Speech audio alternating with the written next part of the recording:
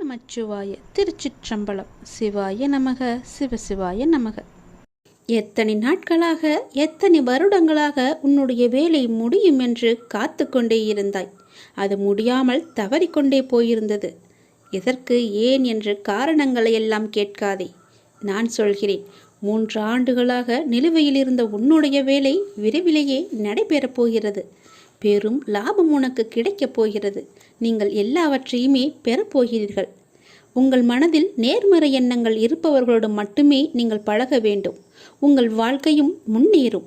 நம்மை சுற்றி எப்போதுமே நேர்மறை அதிர்வு இருந்தால் நாம் இயல்பாகவே அதிக முனைப்போடு ஒரு விஷயத்தை செய்வோம். எனவே எதிர்மறை எண்ணத்தோடு ஒரு செயலை செய்பவர்களை எப்போதுமே நீங்கள் பக்கத்தில் வைத்து கொள்ளாதீர்கள்.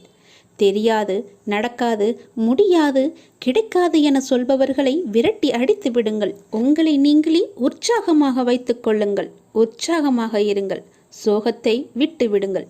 எப்போதுமே உற்சாகம் கொப்பளிக்க வேலையையும் செய்யுங்கள். இந்த வேலையை செய்ய வேண்டுமே என செய்து முடிக்காமல், இந்த வேலையை நம்மை விட வேறு யாரும் இவ்வளவு சிறப்பாக செய்ய முடியும் என்று நினைத்து செய்யுங்கள்.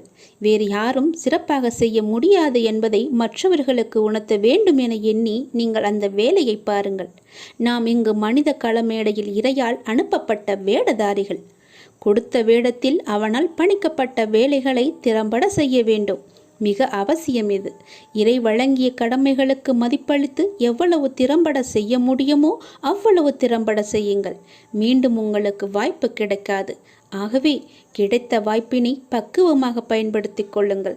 மிகச் சரியாக பயன்படுத்தி கொள்ளுங்கள். மிக ஆழமாக உணருங்கள். உங்களின் உடல் வலிமை, பண வலிமை எல்லாவற்றையுமே தாண்டி மன வலிமை மிக முக்கியம் என்பதை நீங்கள் உணர்ந்து கொள்ளுங்கள். உங்கள் வலிமையை உணர்ந்து செயலாற்றினால் உங்களுடைய வாழ்வு இனிக்கும். வாழ்க்கை தரும் துன்பங்கள் வலிமையானதுதான். ஆனால் மனிதனின் நம்பிக்கை அதைவிட வலிமையானது. தவறேதும் செய்யாமல் தன் மானத்தை சீண்டும் நிலை வந்தால் எவரையும் எங்கேயும் எதிர்த்து நில்லுங்கள். அதில் எந்த ஒரு தவறுமே கிடையாது. தப்பே இல்லை. அழைப்பு வரும் வரை உழைப்பு அவசியம். அவமானத்தின் வழி அழகிய வாழ்க்கைக்கான வழி. அதை பற்றியெல்லாம் பெரிதாக நீங்கள் சிந்திக்க வேண்டாம். அவமானம் நாம் அடைந்து விட்டோமே என்று ஒளிந்து விட வேண்டாம். அழகிய வாழ்க்கைக்கான வழியே அதுதான் என்பதை நீங்கள் மறந்து விடாதீர்கள். நகர்ந்து கொண்டே இருங்கள். ஒவ்வொருடமிருந்தும் ஒரு பாடத்தை நீங்கள் கற்றுக்கொண்டு உங்கள் வாழ்க்கை பாதையில் நீங்கள் பயணித்து பாருங்கள். வெற்றி உங்களுக்கே திரும்பி வரும் என்பதை நீங்கள் மறந்து விடாதீர்கள். எத்தனை நாட்களாக காத்திருந்தாய்?